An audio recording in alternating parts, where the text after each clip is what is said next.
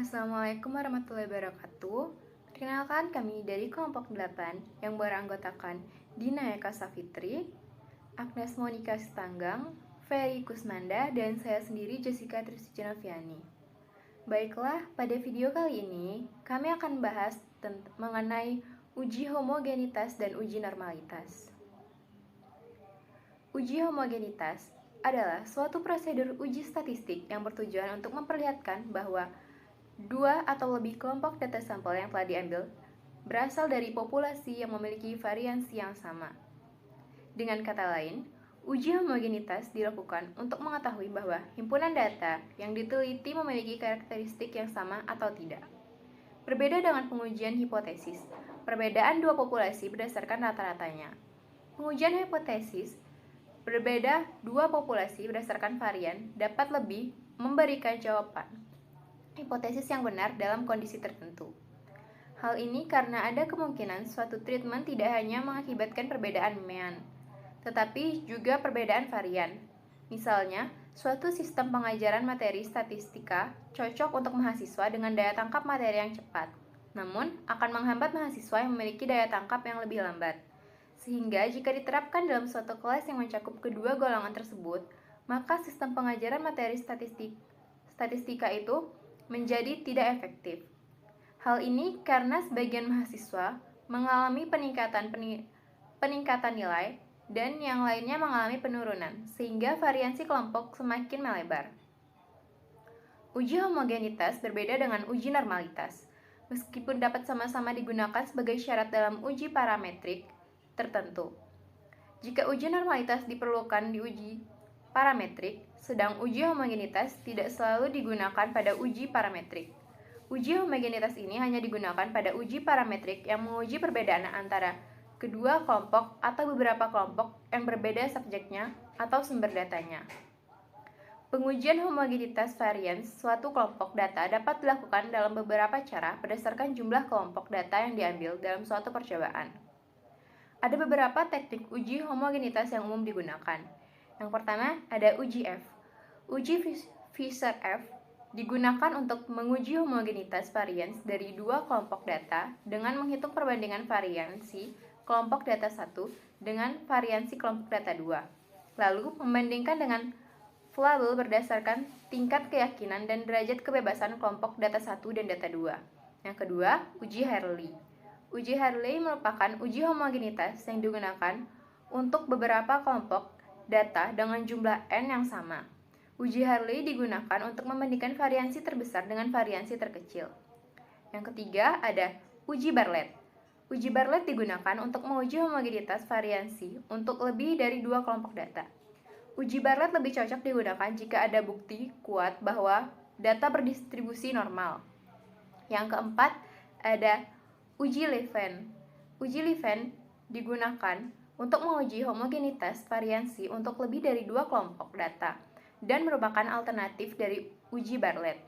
Uji Levene digunakan untuk mencari selisih masing-masing data dengan rata-rata kelompoknya. Uji Levene lebih baik digunakan jika jumlah data antar kelompok sama. Yang kelima, ada uji Cochran. Uji Cochran merupakan uji homogenitas dengan mempertimbangkan seluruh variansi yang akan diuji homogenitasnya. Uji Cochran ini digunakan untuk data yang bersifat normal dengan K sampel yang bersifat independen. Uji homogenitas sendiri dimaksudkan untuk memberikan keyakinan bahwa sekumpulan data yang dimanipulasi dalam serangkaian analisis memang berasal dari populasi yang tidak jauh berbeda keragamannya atau variannya. Uji ini dilakukan sebagai prasyarat dalam analisis independent sample t-test dan ANOVA. Asumsi yang mendasari dalam analisis varian ANOVA adalah bahwa varian dari populasi adalah sama. Sebagai kriteria pengujian, jika nilai signifikan lebih dari 0,05, maka dapat dikatakan bahwa varian dari dua atau lebih kelompok data adalah sama. Pengujian homogenitas varian suatu kelompok data dapat dilakukan dengan cara yang pertama, uji F, dan yang kedua, uji Bartlett. Uji F biasanya dilakukan ketika menguji kehomogenan dua kelompok data.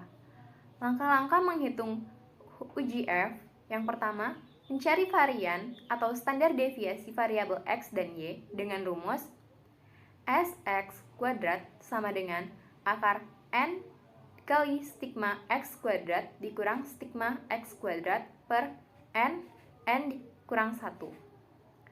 Atau SY kuadrat sama dengan N dikali stigma Y kuadrat dikurang stigma Y kuadrat per N dikurang 1. Yang kedua, mencari F hitung dari varian X dan Y dengan rumus F sama dengan S besar per S kecil. Hipotesis pengujian O1 kuadrat sama dengan O2 kuadrat, varian data homogen.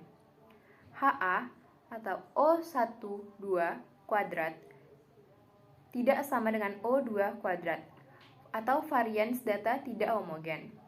Yang keempat, membandingkan F hitung dengan F table pada tabel distribusi F dengan jika F hitung besar sama dengan F table atau 0,05 dk1 dk2, maka tolak HO. Jika F hitung kecil dari F table atau 0,05 dk1 dk2, maka terima HO. Catatannya, untuk variasi terbesar adalah dk pembilang N dikurang 1. Untuk varian terkecil adalah dk penyebut N dikurang 1. Dengan contoh, data tentang hubungan antara penguasaan kosakata X dan kemampuan membaca Y. Kemudian dilakukan penghitungan dengan rumus yang ada. Kemudian dicari F hitungnya. Lalu dari perhitungan tersebut diperolehlah F hitung sebesar 2,81.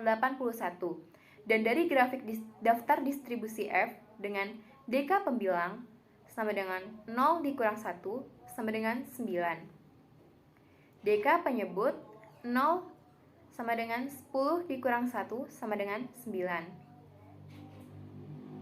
F tabel sama dengan 3,18, yang tampak bahwa F hitung lebih kecil daripada F tabel. Hal ini berarti data variabel X dan Y homogen. Lalu ada juga uji Bartlett. Uji Bartlett ini memiliki sampel berukuran N1, N2, NK dengan data YIJ sama dengan I sama dengan 1, 2K dan J sama dengan 1, 2 NK. Dan hasil pengamatan telah disusun seperti dalam tabel. Selanjutnya, sampel-sampel dihitung variansinya masing-masing. Dimulai dari S1 kuadrat, S2 kuadrat, S3 kuadrat. Dimana cara untuk mempermudah perhitungan tersebut adalah satuan-satuan yang diperlukan uji Bartlett lebih baik disusun dalam sebuah tabel. Di mana dari tabel tersebut, hitung nilai-nilai yang kita butuhkan. Yang pertama, varians gabungan dari semua sampel dengan rumus S kuadrat sama dengan stigma NI dikurang 1 S kuadrat I per stigma N dikurang 1. Harga satuan B dengan rumus B log S kuadrat stigma NI dikurang 1. Lalu ada juga uji homogenitas dengan SPSS. Langkah-langkah pengujian kehomogenannya untuk menguji data sampel Y berdasarkan pengelompokan data X dilakukan dengan yang pertama, membuka file data yang akan dianalisis, lalu pilih menu pilih menu yang pertama, Analyze, Descriptive Statistic, Explore. Menu uji homogenitas akan tampak seperti gambar berikut. Selanjutnya, pilih Y sebagai dependent list dan X sebagai factor list. Di mana catatannya, untuk homogenitas biji beda X adalah kelompok. Untuk homogenitas regresi X adalah prediktor. Klik tombol plots, lalu pilih Levin test untuk untransformed seperti pada gambar di bawah ini. Lalu klik continue, lalu klik OK. Sama seperti uji kenormalan, uji kehomogenan menghasilkan banyak keluaran untuk keperluan penelitian umumnya. Hanya perlu keluaran test of homogeneity of variance saja. Keluaran inilah yang akan kita munculkan dalam lampiran laporan penelitian. Keluaran lain dapat dihapus dengan cara klik sekali pada objek yang akan dihapus lalu tekan tombol delete. Menafsirkan hasil uji homogenitas. Uji homogenitas data untuk diuji perbedaan tingkat kemandirian anak Y berdasarkan kelompok daerah, yaitu pedesaan atau X1, pinggiran kota atau X2, dan perkotaan atau X3, yang telah diuji secara manual dan uji Bartlett sebelumnya. Hasil analisis tercantum pada gambar berikut, di mana interpretasi dilakukan dengan memilih salah satu statistik, yaitu statistik yang didasarkan pada rata-rata atau based on mean.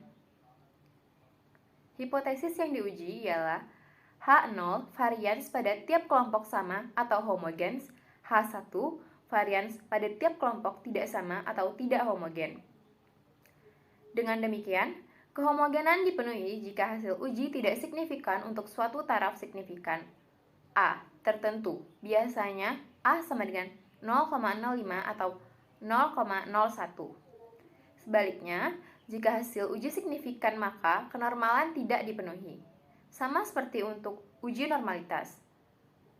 Pada kolom SIG terdapat bilangan yang menunjukkan taraf signifikan yang diperoleh. Untuk menetapkan homogenitas digunakan pedoman sebagai berikut.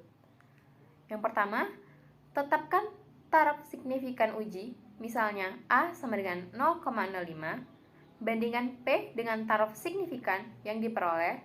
Yang ketiga, jika signifikan yang diperoleh lebih besar dari A, maka variansi setiap sampel sama atau homogen.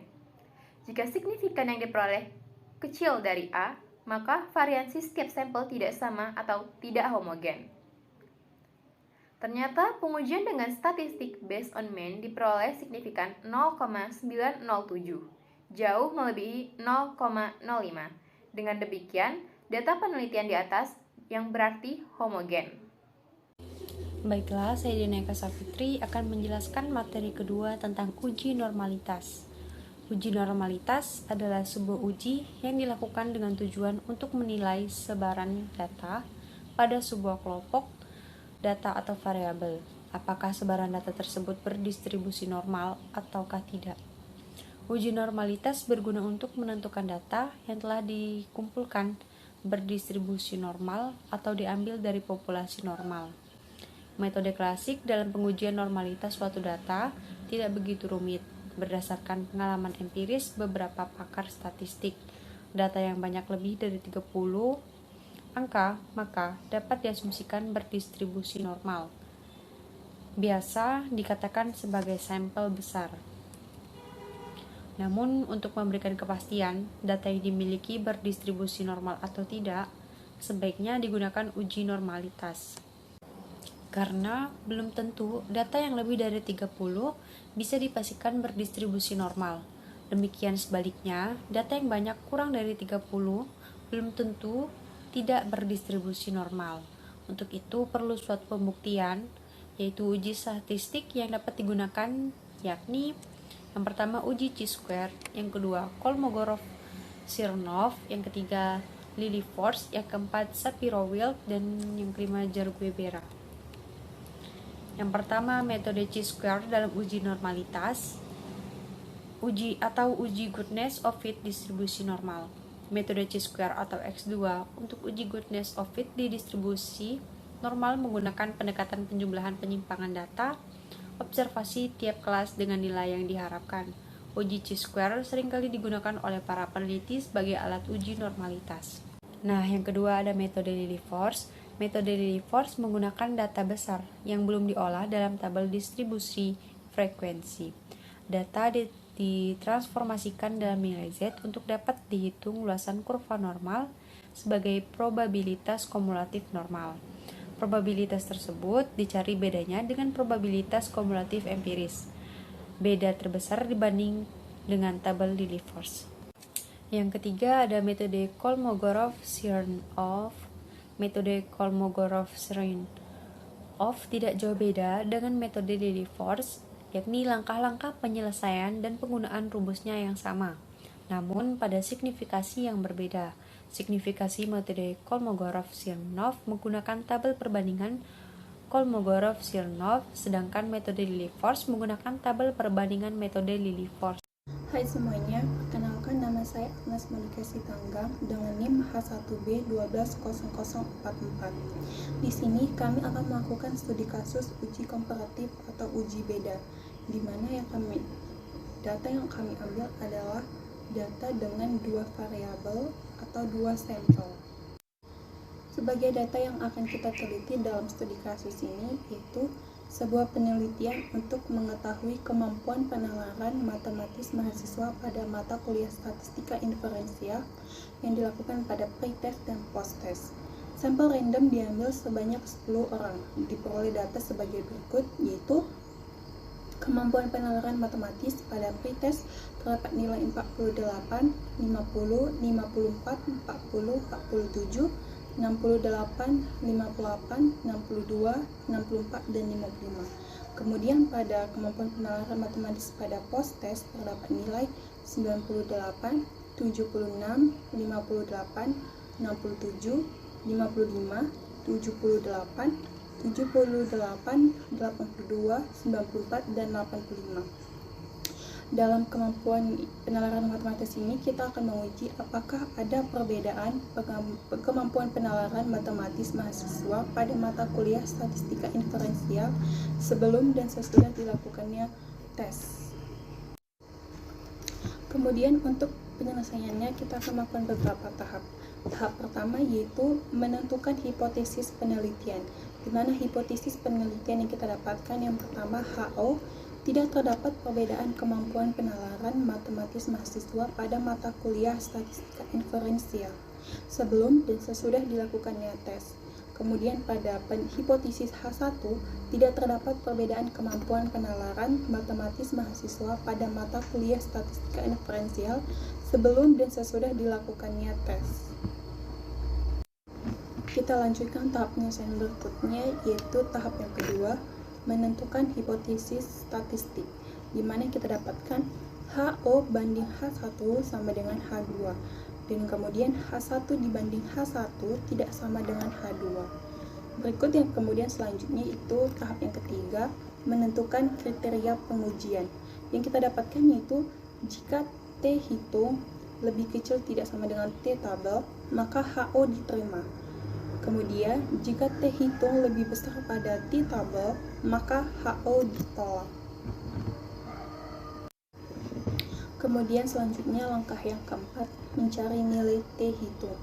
Di dalam mencari nilai T hitung ini, kita akan memerlukan tabel sebagai petunjuk kita dalam mencari nilai T hitung. Berikut saya tampilkan tabel yang akan kita gunakan.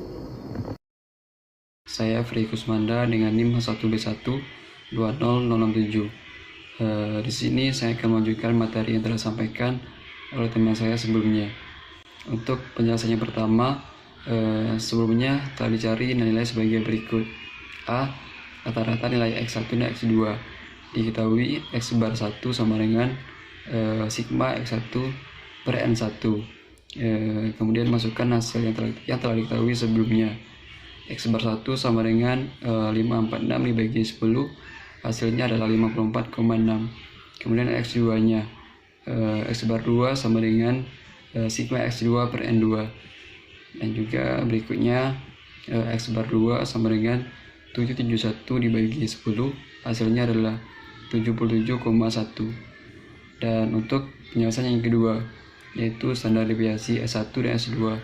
Diketahui S1 akar sigma X1 pangkat 2 dikurang sigma X1 pangkat 2 per N1 dibagi N1 kurang 1. Kemudian masukkan hasil yang telah diketahui sebelumnya. S1 akar 30482 dikurang 546 akar 546 pangkat 2 dibagi 10, kemudian dibagi 10 kurang 1. Dan diketahui hasilnya 1 sama dengan akar dari 74,4888 harusnya adalah 8,631. Berikutnya untuk X2-nya. Diketahui S2 akar sigma X2 pangkat 2 dikurang sigma X2 pangkat 2 per N2, kemudian dibagi N2, N2 kurang 1. Berikutnya S2 sama dengan akar 61211 dikurang 771 pangkat 2 per 10 dibagi 10 kurang 1. Dan untuk hasil dari S2 nya yaitu akar dari 196,322 adalah 14,012. Berikutnya adalah penyelesaian yang ketiga, yaitu mencari kolerasi. Diketahui Rxy sama dengan N dikali sigma Xy dikurang sigma X dikali sigma Y, kemudian dibagi akar dari N kali sigma X pangkat 2 dikurang sigma X pangkat 2, kemudian dikali lagi N dikali sigma Y pangkat 2 dikurang sigma Y pangkat 2, dan masukkan hasil yang telah diketahui sebelumnya. Rxy sama dengan 10 dikali 42504 dikurang 546 dikali 771, kemudian dibagi bisa lihat angkanya. Kemudian untuk hasilnya Rxy sama dengan 4074 dibagi 10883,6110, dan hasilnya adalah 0,374. Untuk penyelesaian yang keempat, yaitu mencari nilai hitung. Diketahui T hitung X bar 1 dikurang X bar 2 dibagi S1 pangkat 2 per N1 ditambah S2 pangkat 2 per N2 dikurang 2R S1 per akar N1 dikali lagi S1 per akar N2, dan masukkan hasil sebelumnya. Bisa dilihat teman-teman hasilnya.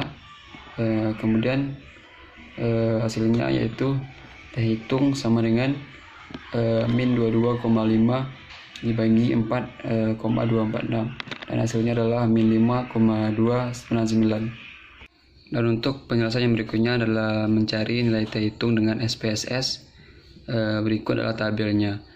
Dan penyelesaian yang berikut adalah mencari nilai T hitung dengan rumus lain. Berikut tabelnya dan kemudian hasilnya. Dan penyelesaian yang berikutnya adalah mencari nilai T tabel dengan menggunakan A sama dengan 0,05, DK sama dengan 10 tambah 10 dikurang 2 sama dengan 18. Uji dua pihak diperoleh nilai T tabel sama dengan 2,101.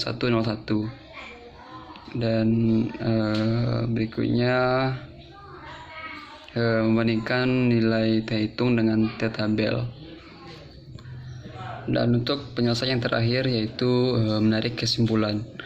Karena T hitung lebih kecil dari T tabel atau min 5,299 lebih kecil dari 2,101, maka H0 diterima dan H1 ditolak. Artinya tidak terdapat perbedaan kemampuan penalaran matematis mahasiswa pada mata kuliah statistik inferensial sebelum dan sesudah dilakukan tes.